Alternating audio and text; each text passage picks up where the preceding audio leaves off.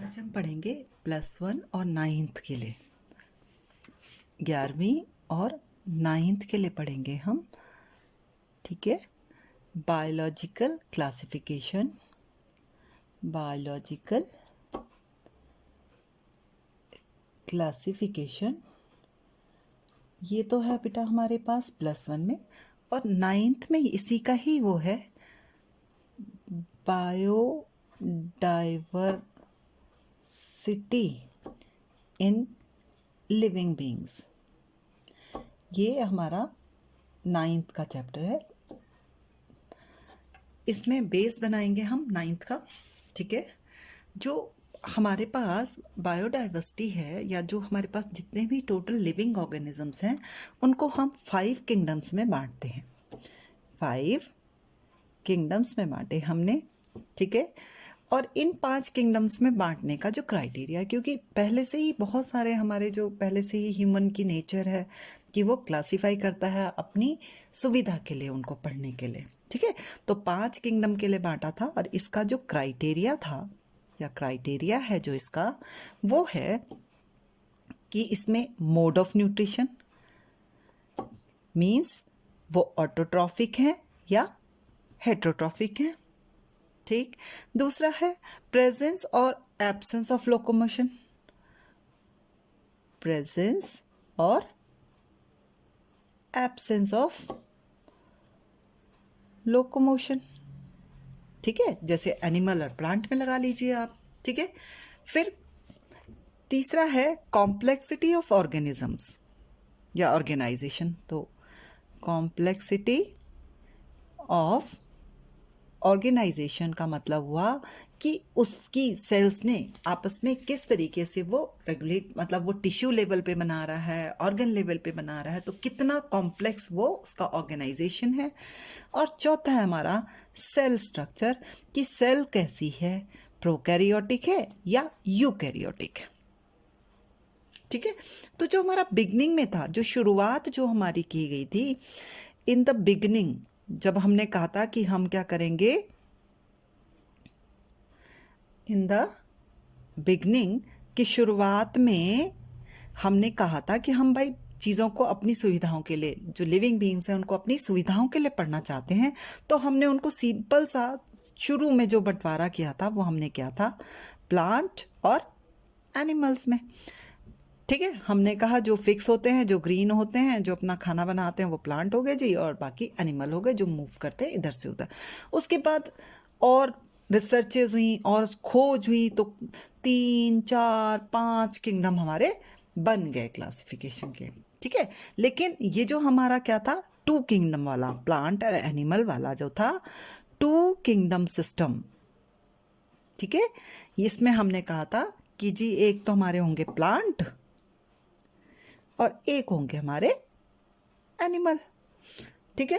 Plant में सारे आ जाएंगे आपके फ्लावरिंग प्लांट्स, जिनमें फूल लगते हैं, फ्लावरिंग प्लांट्स आ जाएंगे, फर्न्स आ जाएंगी।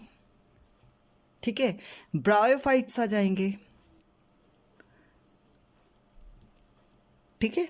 एल्गी आ जाएगी, फंगी आ जाएगी, लाइकेंस आ जाएंगे, और बैक्टीरिया भी इसमें आ जाएंगे। मतलब हमने कहा कि जो ज़्यादातर, मतलब एक जनरल कैरेक्टर हमने रखा कि जो यूजुअली ग्रीन होते हैं वो हमारे जी प्लांट होते हैं। ठीक है। और एनिमल क्या है, जो भाई अपना खाना खाएंगे, इधर उधर से मारेंगे और इधर उधर अपना टहलते रहेंगे। ठीक है।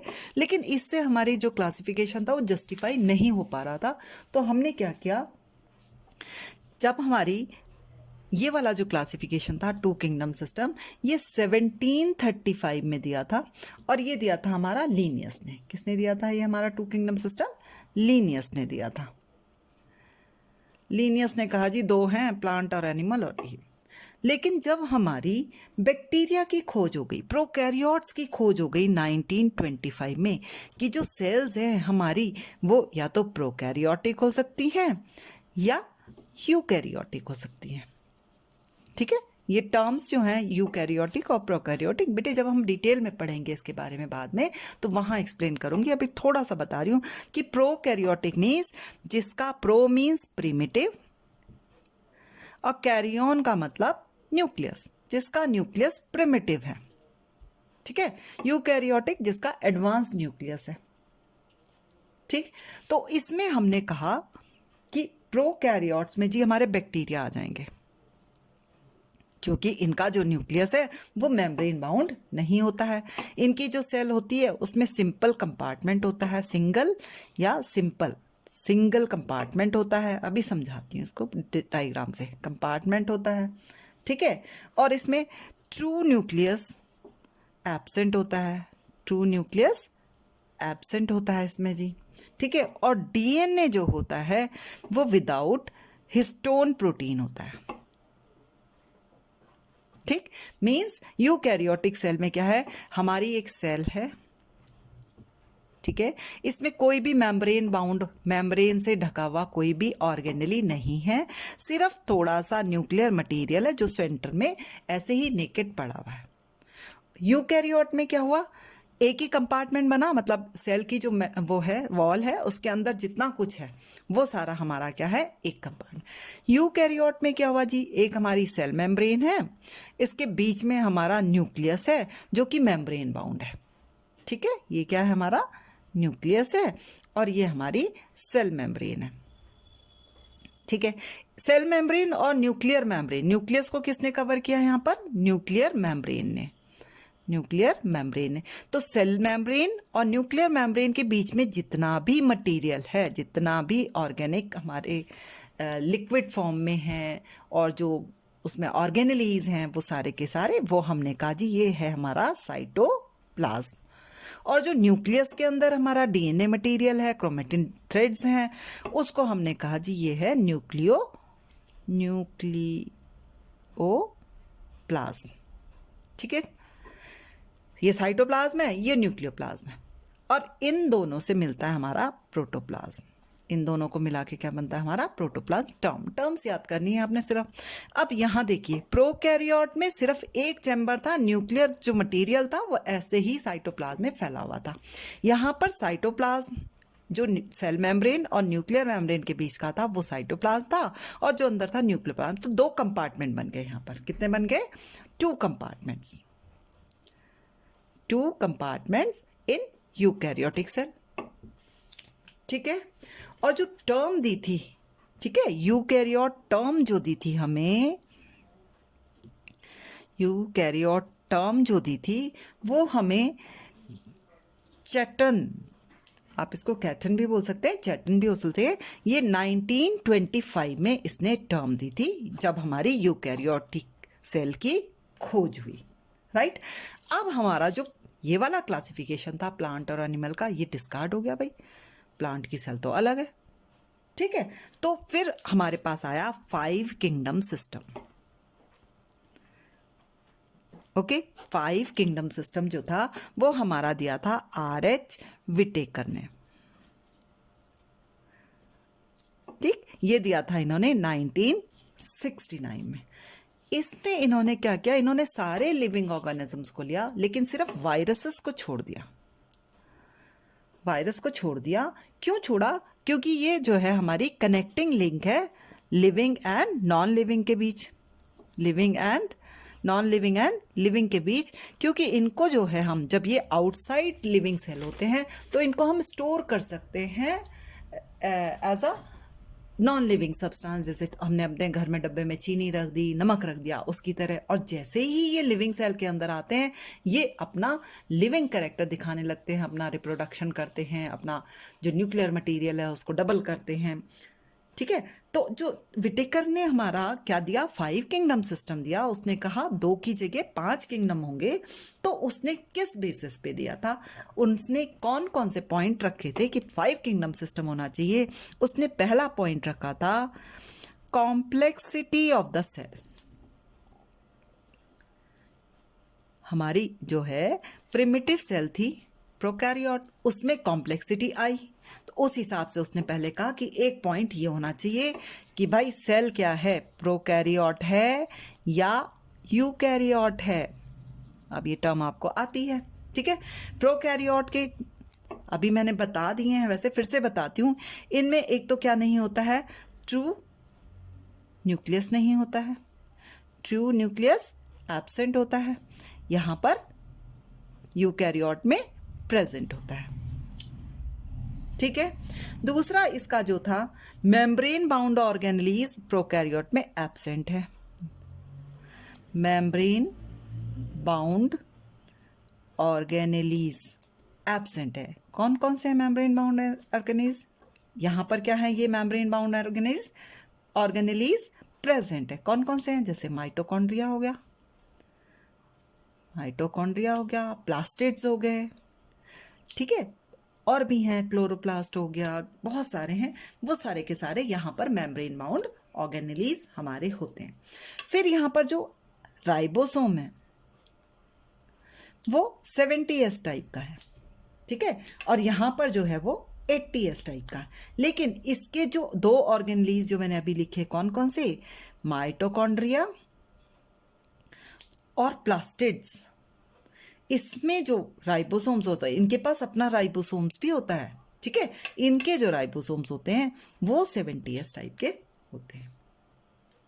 ठीक, तो पहला किंगडम के लिए उसने क्या कहा कि कॉम्प्लेक्सिटी ऑफ सेल स्ट्रक्चर।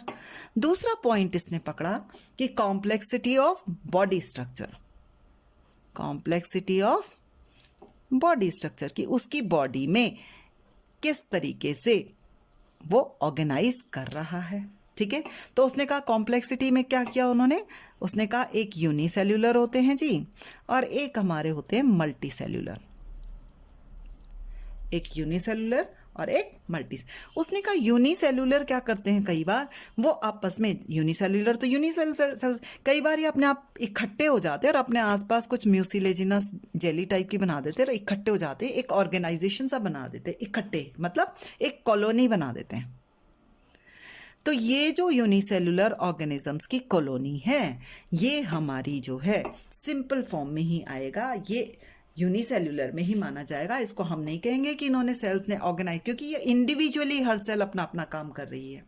ठीक है, मल्टी सेल्यूलर में अलग तरीके से हो जाएगा, जैसे आप पढ़ चुके हैं कि टिश्यू होता है, ठीक है, टिश्यूज बन जाएंगे, टिश्यू से आगे बन जाएगा आपका क्या, ऑर्गन बन जाएंगे, ऑर्गन सिस्टम बन जाएगा। तो इस हिसाब से कि जो उसकी बॉडी है उसमें वो कितना कॉम्प्लेक्स है, उस हिसाब को भी इसने ध्यान में रखना अपने क्लासिफिकेशन में। फिर तीसरा पॉइंट इसने पकड़ा मोड ऑफ न्यूट्रिशन, वो भी जी हम अपने क्लासिफिकेशन में ध्यान रखेंगे कि जो ऑर्गेनिज्म है उसका मोड ऑफ न्यूट्रिशन कैसे होगा। तो उसने दो में बांट दिया इसको भी, इसको उसने कहा ऑटोट्रॉफी या हीटरोट्रॉफी।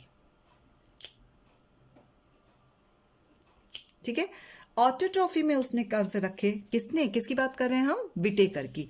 उसने कहा ऑटोट्रॉफी में वो होंगे जो अपना फूड बनाएंगे, किससे, इनऑर्गेनिक सब्सटेंसेस से, इनऑर्गेनिक सब्सटेंसेस से अपना फूड बनाएंगे। और जो वो प्रोसेस होता है जिसमें वो अपने इनऑर्गेनिक, आप छोटी क्लास से पढ़ते आ रहे हैं कि green plants make their own food with the help of carbon dioxide, water in the presence of sun and chloroplast, वही वाला। ठीक है, वो क्या है, ऑटोट्रॉफिक है। और वो प्रोसेस क्या कहलाता है हमारा, फोटोसिंथेसिस। प्रोसेस क्या कहलाता है, फोटोसिंथेसिस। अब अगर हम इन ऑटोट्रॉफिक ऑर्गेनिजम्स को देखें, ये फोटोसिंथेसिस कर रहे हैं, ठीक है, तो ये हमारी पूरी इकोलॉजी, हमारी जो पूरी फूड चेन है उसमें ये प्रोड्यूसर का काम कर रहे हैं। ठीक है, तो ये वाले उसने कहा जो ऑटोट्रॉफिक होंगे वो क्या है, हमारे प्रोड्यूसर्स हैं जी। यहां तक क्लियर। दूसरा हेट्रोट्रॉफिक पकड़ा उसने। हेट्रोट्रॉफिक को भी दो तरीके के में उसने बांट दिया। एक तो बोला उसने इंजेस्टिव और दूसरा बोला उसने एब्जॉर्प्टिव। इंजेस्टिव में क्या होगा, जैसे हम लोग हैं, हम अपने खाने को खाते, अंदर लेते और डाइजेस्ट करते हैं। ठीक है, तो ये इंजेस्टिव किस की तरह होता है, ज्यादातर एनिमल की तरह। तो ये क्या होता है, होलो जो एक न्यूट्रिशन होता है। एब्जॉर्प्टिव किस में होगा, डीकम्पोजर्स में।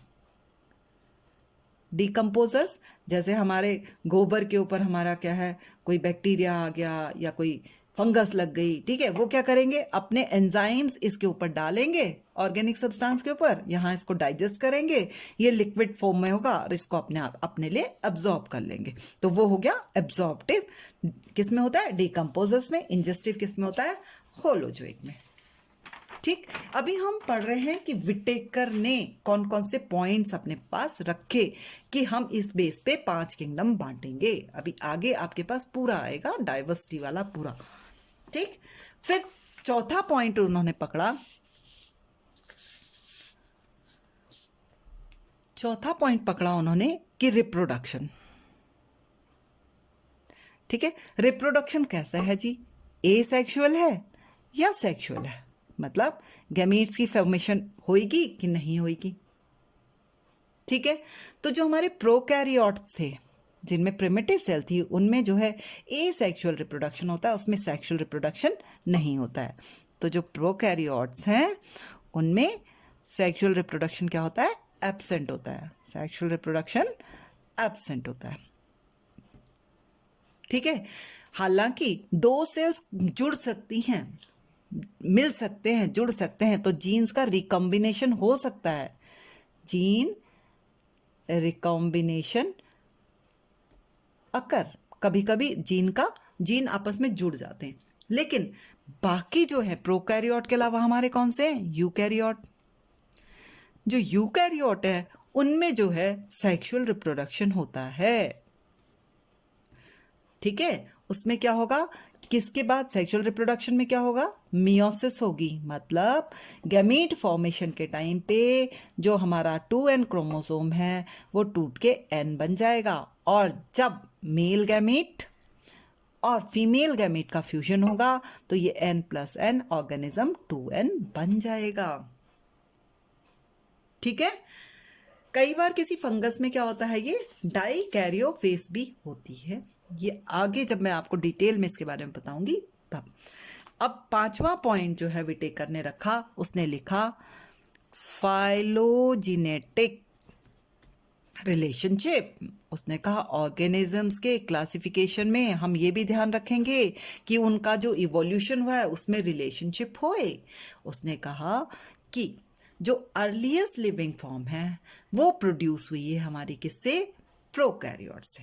सबसे पहले हमारी प्रिमिटिव सेल आई, तो प्रोकैरियोट से हमारा क्या बना, अर्लीस्ट लिविंग फॉर्म जो थी वो हमारी प्रोकैरियोट थी। प्रोकैरियोट में क्या हुआ, मिले वो, प्रोकैरियोट को हमने रखा किसमें, मोनारा में। ठीक है, मोनारा ने क्या करना शुरू किया जी, अपना न्यूट्रिशन अपना अपने में चेंज किया। क्या क्या उसने अपने उसमें, वो डेवलप होते गए, उन्होंने क्या कीमो हेट्रोट्रॉफी दिखाई जी, मतलब केमिकल की तरह, केमिकल से अपना खाना बनाना शुरू किया। ठीक है, कीमो ऑटोट्रॉफी बनाई कि केमिकल से, यहाँ तो उसने कहा कि केमिकल से दूसरे से अपने केमिकल की फॉर्म में खाना लिया, यहाँ उसने कहा केमिकल से अपने आप ही खाना बनाना शुरू कर दिया। यहाँ फोटोट्रॉफी दिखाई जी, सनलाइट से जो ग्रीन प्लांट्स थे हमारे, फोटोट्रॉफी हो गया।